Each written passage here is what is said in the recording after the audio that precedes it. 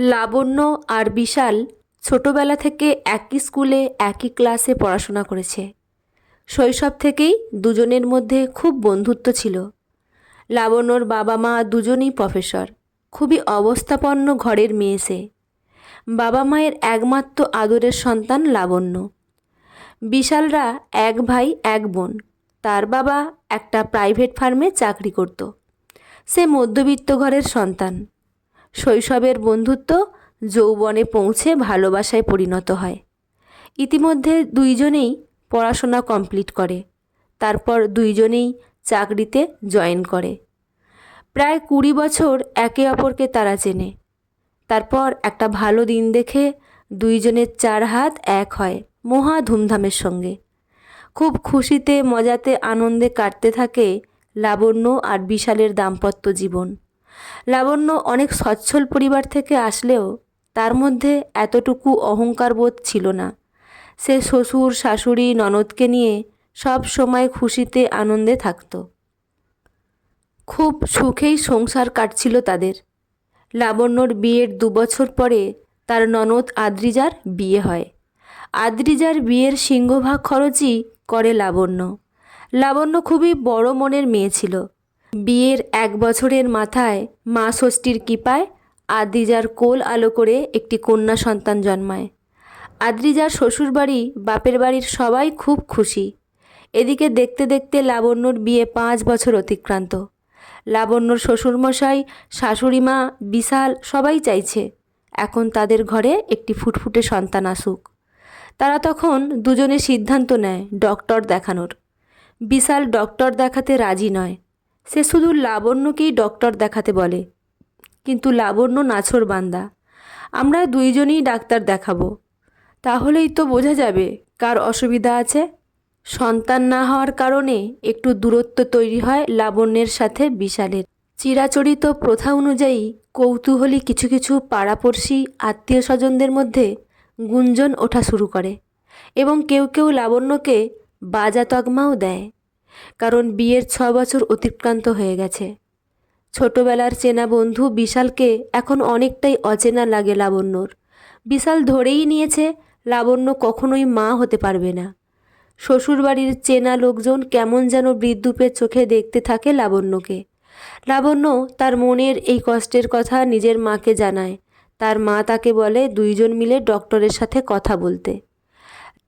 লাবণ্য রাজি করায় বিশালকে ডক্টর দেখানোর জন্য। তার আগে লাবণ্য একটি প্রস্তাব রাখে বিশালের কাছে এবং বলে, আমরা কেউ জানি না সন্তান জন্ম দিতে আমাদের মধ্যে কে অক্ষম।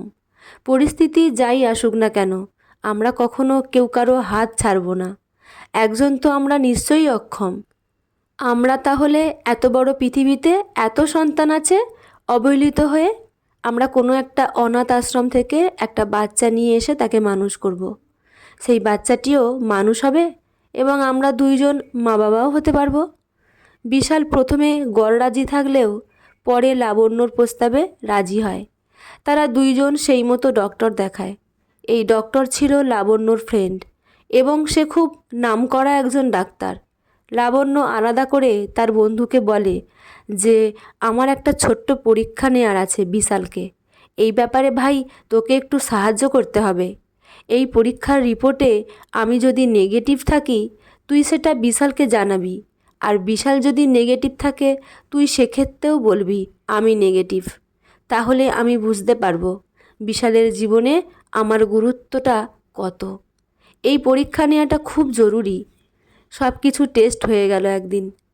অতনু বিশালকে ফোন করে জানায়, তোর কোনো দোষ নেই ভাই, লাবণ্যই সন্তান জন্ম দিতে অক্ষম। আমি পরে রিপোর্টটা পাঠিয়ে দেব, ভালো করে দেখে নিস কিন্তু।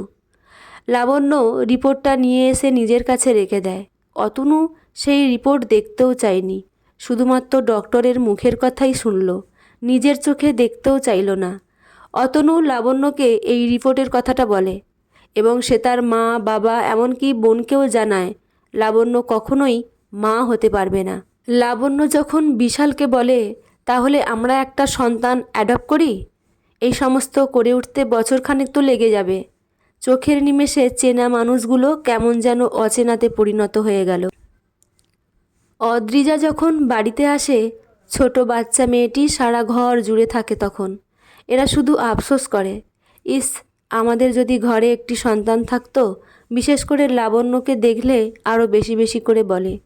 লাবণ্যর মন খুব খারাপ হয়ে যায়। এইভাবে 6 মাস অতিক্রান্ত হয়ে যায়। বিশাল নিজেও এখন অনেক পাল্টে গেছে। বন্ধুদের সাথে পার্টি করে, মাঝে মধ্যেই বেশি রাত করে বাড়িতে ফেরে। কিছু কিছু মহিলা বন্ধু হয়েছে, আর বাচ্চাকে অ্যাডপ্ট করার কথা ভুলেও ভাবে না। একদিন সে লাবণ্যকে জানিয়ে দেয়, সন্তান জন্ম দিতে তুমি অক্ষম, তাহলে আমি কেন সন্তান দত্তক নেব?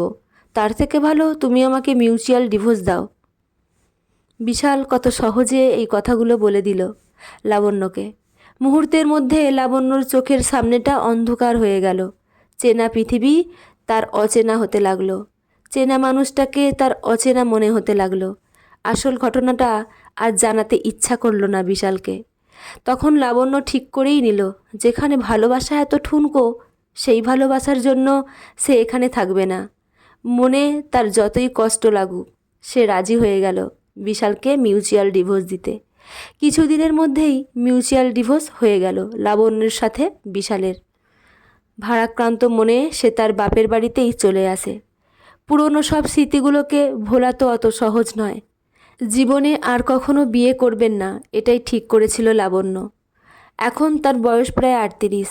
একদিন তার সাথে ফেসবুকেই আবার দেখা হয় তাদেরই স্কুল ফ্রেন্ড সুমিতের। এইভাবে দুইজন দুইজনের ফেসবুকের মাধ্যমে খবরাখবর সব নিতে থাকে। স্কুল লাইফে সুমিত খুবই পছন্দ করতো লাবণ্যকে, কিন্তু লাবণ্য একমাত্র বিশালকেই পছন্দ করত। তাই সুমিতের সাথে সেভাবে কখনো বন্ধুত্ব গড়ে ওঠেনি। লাবণ্য আর সুমিত এখন দুজনেই পরিণত। এরপর একদিন দেখা করে সুমিত লাবণ্যর সাথে একটা কফি শপে। সুমিত নিজের কথা লাবণ্যকে জানায়, সে একটি সরকারি চাকরি করে। মা বাবার দেখা একটা মেয়ের সাথে বছর 4 আগে বিয়ে হয়েছিল সুমিতের, কিন্তু মেয়েটির অন্য ছেলের সাথে প্রেমের সম্পর্ক ছিল। তাই বিয়ের 7 দিন পরেই সে পালিয়ে যায়। তারপর থেকে সুমিত আর কখনো বিয়ে করেনি। লাবণ্যর কাছেও জানতে চায় সে তার জীবনী। লাবণ্য তার জীবনের কিছু কিছু ঘটনা বলে। সে সুমিতকে বলে বিশালের সাথে তার ডিভোর্স হয়ে গেছে, কিন্তু কী কারণে ডিভোর্স হয়েছে এখনই সেই কারণটা জানাতে চায় না সুমিতকে। লাবণ্যর অতীত জীবন নিয়ে কোনো রকম আগ্রহ দেখায় না সুমিত। এভাবে দুজনের মধ্যে খুব ভালো বন্ধুত্ব হয়ে যায়। লাবণ্যর মা মনে প্রাণে চায় লাবণ্য আবার নতুন করে জীবন শুরু করুক। 6 মাস নিজেদের মধ্যে গল্প করা, কথা বলার মাধ্যমে দুজন দুজনকে ভালোবেসে ফেলে। লাবণ্য আর সুমিত সিদ্ধান্ত নেয় তারা বিবাহ বন্ধনে আবদ্ধ হবে।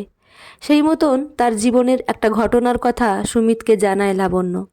লাবণ্য বলে, তুমি তো জানতে চাইলে না কী কারণে আমার ডিভোর্স হয়েছে। এই বিষয়ে কোনোই আগ্রহ নেই সুমিতের। সুমিত বলে, তুমি চাইলে বলতেও পারো, আবার নাও বলতে পারো। তখন লাবণ্য বলে, আমি সন্তান জন্ম দিতে অপারগ, এই কারণে আমাদের ভালোবাসা ভেঙে যায়। 7 বছরের দাম্পত্য শেষ হয়ে যায়। ছোটবেলায় চেনা বন্ধুটি অচেনা হয়ে যায়। তুমি আমাকে বিয়ে করতে চাইলে সেই একই সমস্যার আবার সম্মুখীন হব আমরা। এই কথা শোনার পর সুমিত বলে, এত বড় একটা পৃথিবীতে কত শিশু প্রতিদিন জন্মগ্রহণ করছে এবং অবহেলিতভাবে তারা বড় হচ্ছে, আর সেখানে এই একটা সমস্যার জন্য আমরা মা বাবা হতে পারবো না? তুমি কিভাবে ভাবলে? আমি তোমার মুখে হাসি ফোটাবো, আমরা সন্তান দত্তক নেব। এই কথা শোনার পর লাবণ্যর চোখ দিয়ে জল ঝরে পড়তে লাগলো। লাবণ্যর কাছে পরীক্ষায় জিতে গেছে সুমিত। সে তখন সুমিতকে সত্যি কথা জানায়। সে বলে, সন্তান জন্ম দিতে আমি অপারগ নই, অপারগ ছিল বিশাল। কিন্তু তুমি যে কথাটা কত সহজে বলতে পারলে, সে কথাটা বিশাল বলতে পারল না। সে আমাকে মিউচুয়াল ডিভোর্স করে দিতে বলল। আমি যদি সত্যি ঘটনাটা বিশালকে বলতাম, আমার সংসারটা টিকে যেত।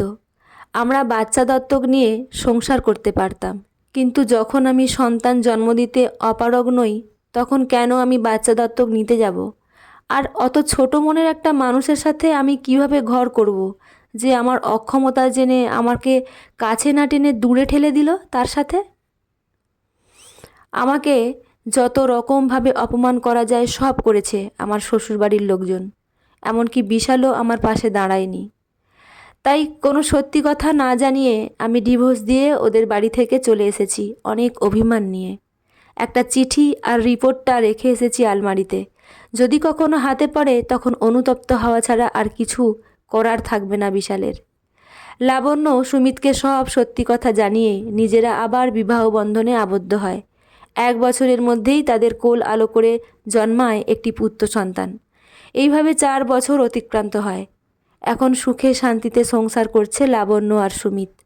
লাবণ্যকে ডিভোর্স দেওয়ার 1 বছরের মধ্যেই নিজের পছন্দ করা একটা ডিভোর্সি মেয়েকে বিয়ে করে বিশাল। সে বিশালের অফিসে চাকরি করত। সীমা নিজের জীবনের সব কথা বিয়ের আগেই জানিয়েছিল বিশালকে। তার ডিভোর্সের কারণ বিশালকে জানিয়ে তবে সে বিয়ে করে বিশালকে। কারণটা ছিল সীমার স্বামী সন্তান জন্ম দিতে অপারগ ছিল, পরীক্ষায় জানা যায়। এদিকে সীমা খুব বাচ্চা ভালোবাসে, তাই সে বাচ্চা দত্তক নিতে চায়। কিন্তু সীমার স্বামী তার মা সেই অনুমতি দেয় না। তাদের যুক্তি, বংশে পরিচয়হীন কোনো সন্তানকে তারা নিজের করে নেবে না এবং তারা বলে তাদের মেয়ের ঘরে 2টি সন্তান আছে, সমস্ত সম্পত্তি সেই নাতিদের দিয়ে যাবে। অন্য কোনো বংশের সন্তানকে তারা তাদের সম্পত্তি দিয়ে যাবে না। সীমার কাছে যুক্তি, যদি কখনো মা ডাক শুনতেই না পাই তাহলে এরকমভাবে জীবন কাটানোর আমার পক্ষে সম্ভব না। এই একটা কারণেই তার সাথে তার স্বামীর ডিভোর্স হয়ে যায়। বিশাল তখন বলে, আমার কোনো সমস্যা নেই, আমরা দুজন মা বাবা হতে পারবো। লাবণ্যর সমস্যা ছিল, তাই ওকে ডিভোর্স করে দিয়েছি। 4 বছর হয়ে গেল, তারা আবার নতুন সংসার পেতেছে। এইবার সীমা মনে মনে ভাবছে বিশালকে নিয়ে সে ডক্টরের কাছে যাবে, কারণ বিশালের মা চাইছে তাদের ঘরে এখন তো একটা সন্তান আসুক, অনেক বছর তো হয়ে গেল। এর মধ্যে একদিন বিশালের আলমারি গোছাতে যায় তার নতুন স্ত্রী সীমা। তখন সে একটা ফাইলের মধ্যে একটা রিপোর্ট আর একটা চিঠি পায়। রিপোর্টটাতে লেখা বিশাল কোনোদিনও বাবা হতে পারবে না, আর চিঠিটা বিশালকে আর তার পরিবারকে নিয়ে লেখা। একটা মাত্র ছোট্ট পরীক্ষা, যেই পরীক্ষার রেজাল্টে আমি অথবা তুমি যে কোনো একজন ফেল করতে পারি। তুমি আমার কাছে পরীক্ষায় হেরে গেলে, আমাদের ভালোবাসা সব কিছু ধূলিসাৎ হয়ে গেল। তোমার দেখানো পথই অনুসরণ করলাম। আমার নিজের যখন মা হওয়ার সমস্ত ক্ষমতাই আছে, তাহলে কেন আমি অন্য বাচ্চাকে দত্তক নেব? ডক্টরের মুখের কথাটাই শুনলে, রিপোর্টটা একবার দেখারও প্রয়োজন মনে করলে না। তোমার আলমারিতেই রিপোর্টটা রেখে গেলাম, আর সঙ্গে চিঠিটা। যদি কোনো দিনও খুঁজে পাও তাহলে সব পড়ে দেখো। এই চিঠি দেখার পরে তো তেলে বেগুনে জ্বলে ওঠে সীমা। সে যতটা পারে অপমান করে বিশালকে। অনুশোচনায় আজ জর্জরিত বিশাল। একটা মেয়ে যখন মা হতে পারে না, তখন তাকে কেমন সুন্দর বাজা আখ্যা দেয়া হয়। কিন্তু সে মা হতে না পারার পেছনেও যে তার স্বামীর অবদান থাকতে পারে, এটা দেখার প্রয়োজন মনে করে না অনেক পরিবার। গল্পটি এখানেই সমাপ্ত। গল্পটি কেমন লাগলো জানাতে ভুলবেন না। লেখা পলি গুহ, পাঠে আমি রিমি। দেখা হচ্ছে পরের গল্পে। ধন্যবাদ।